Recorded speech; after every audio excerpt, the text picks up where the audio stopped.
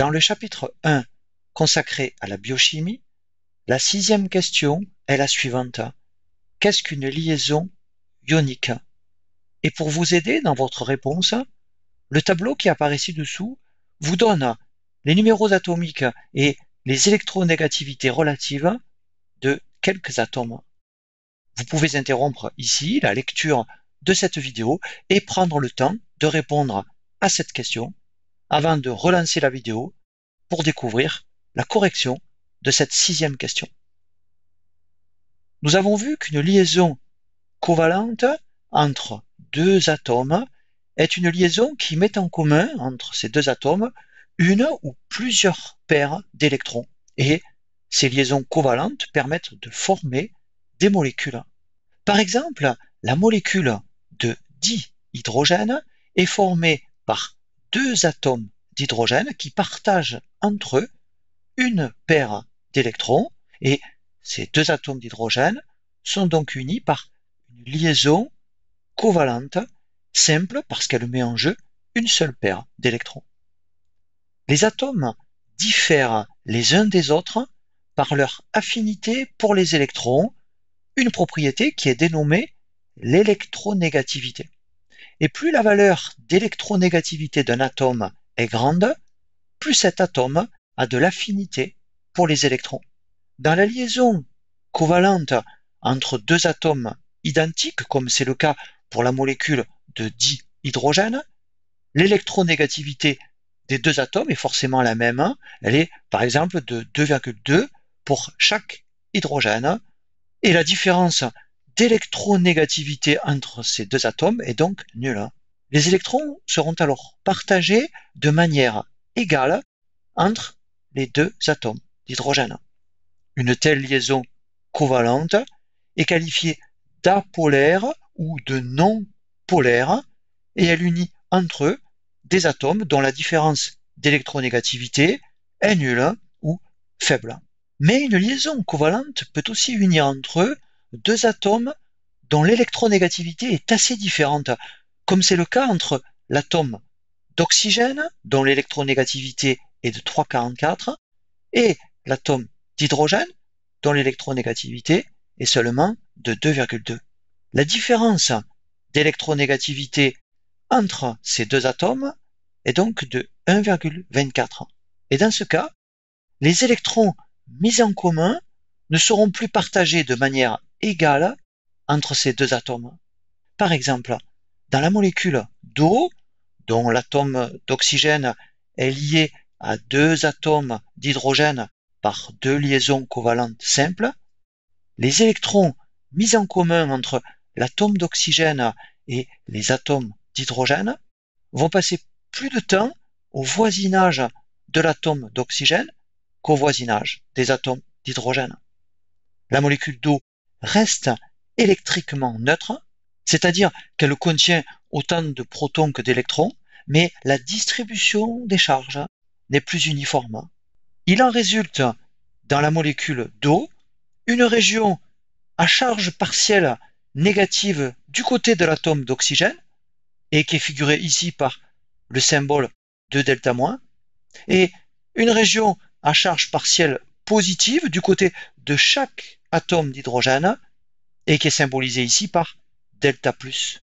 Les liaisons covalentes entre oxygène et hydrogène sont qualifiées de polaires parce que la mise en commun des électrons est inégale. Mais que se passe-t-il si la différence d'électronégativité entre deux atomes est plus grande encore que dans le cas des atomes d'oxygène et d'hydrogène? Prenons dans ce cas l'exemple des deux atomes suivants. D'une part, l'atome de sodium, ou Na, dont l'électronégativité est seulement de 0,93. Et d'autre part, l'atome de chlore, dont l'électronégativité est de 3,16. Ces deux atomes présentent donc une différence d'électronégativité importante de 2,23. Et dans ce cas, on va avoir un transfert complet d'électrons de l'atome qui a la plus faible électronégativité à celui qui a la plus forte électronégativité. Commençons par détailler l'atome de sodium. Le numéro atomique du sodium est 11. Cet atome contient donc 11 protons dans son noyau et 11 électrons à sa périphérie, si bien que l'atome de sodium est électriquement neutre. J'ai représenté ici seulement les couches électroniques et non les sous-couches. Dans l'atome de sodium, les deux premières couches électroniques sont saturées et il reste un électron, dit de valence, dans la couche la plus périphérique de cet atome, couche qui est représentée ici en vert. Cet électron, qui apparaît ici en orange, est dit célibataire parce qu'il n'est pas membre d'une paire d'électrons et qu'il a une forte tendance à se joindre à un électron de valence d'un autre atome. Passons maintenant à l'atome de chlore. Le numéro atomique du chlore est 17. Cet atome contient donc 17 protons dans son noyau et 17 électrons à sa périphérie, ce qui rend l'atome de chlore électriquement neutre. Les deux premières couches de l'atome de chlore sont saturées en électrons, mais il manque un électron pour saturer sa sous-couche la plus périphérique.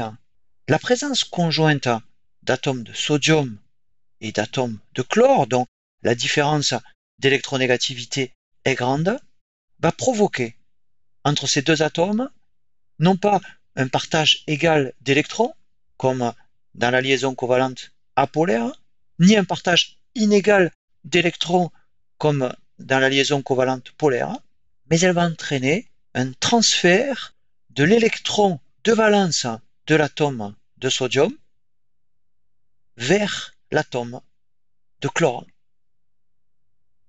Et ainsi, le sodium, en cédant son électron au chlore, ne contient plus que 10 électrons, mais il possède toujours 11 protons dans son noyau, si bien que le sodium porte maintenant une charge positive de plus 1. L'atome de sodium, en perdant un électron, est devenu un ion sodium ou ion Na+, ou encore un cation puisqu'il est chargé positivement. Et cet ion sodium est stable puisque sa couche de valence, qui est maintenant celle qui est représentée en rouge, est désormais saturée en électrons. De même, l'atome de chlore, qui a pris un électron à l'atome de sodium et qui contient donc maintenant 18 électrons au lieu de 17, mais dont le noyau renferme toujours 17 protons, est devenu un ion qui porte une charge négative de -1, l'ion chlore ou chlorure ou Cl- est un anion puisqu'il est chargé négativement et il est devenu stable puisque sa couche de valence, qui est représentée ici en vert, est saturée en électrons. On a donc maintenant deux ions de charge opposée, l'ion sodium et l'ion chlore. Or, deux charges opposées vont s'attirer l'une l'autre.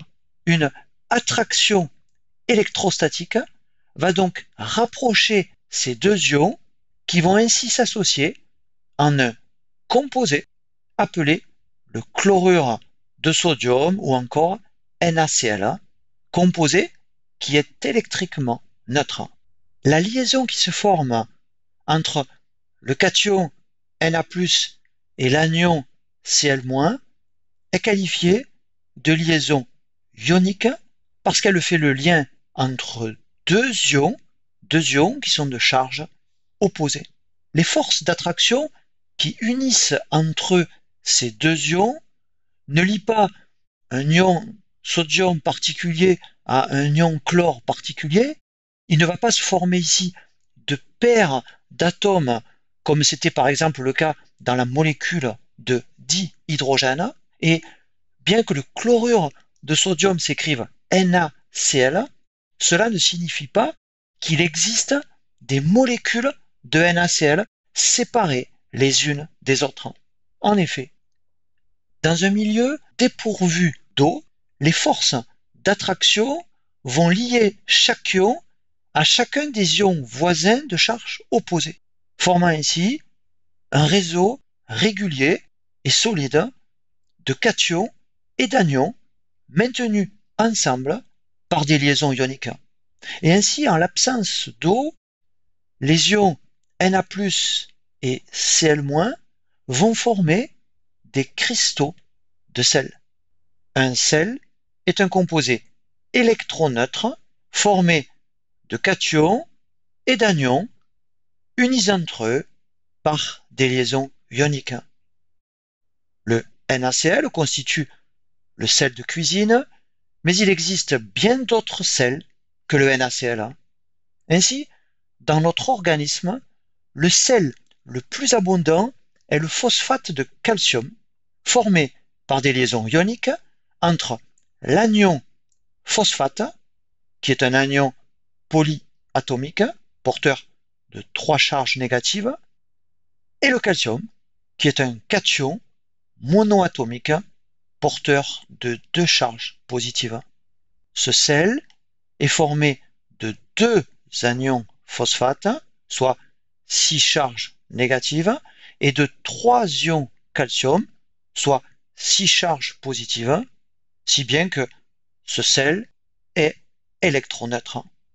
Le phosphate de calcium est un solide blanchâtre qui compose la partie minérale de nos os et de nos dents, dont il contribue à la solidité. Et la réponse à cette question 6 peut donc être énoncée de la façon suivante.